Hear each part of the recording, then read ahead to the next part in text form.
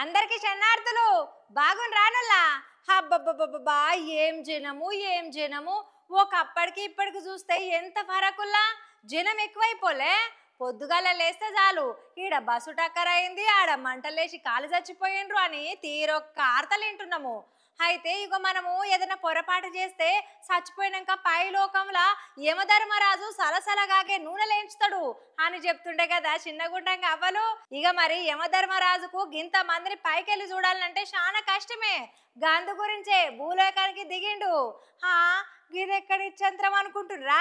ఇక వాణి రాదాక పోయి చూసిద్దాని. ఇక మరి గింత మంది గట్లా కాలం చేస్తే యమలోకంలో రద్దీ పెరుగుతుందనుకుండో ఏమో గాని మొత్తానికి ఇగో గిట్ల హెల్మెట్ పెట్టుకోకుంటే ఈ తలకాయ పోతే ఇంకో తలకాయ ఎవ్వరు ఇయ్యరు అని ఇయ్యనాడు సంది రోడ్ టక్కర్ల మీద నరమానవులకు అవగాహన పెంచే కార్యాన్ని ముందలేసుకున్నాడు. సర్వేజన ఫౌండేషన్ తరపున షాల్ చేస్తున్నామని డాక్టర్ గురువారెడ్డి సార్ చెప్పుకొచ్చిండు.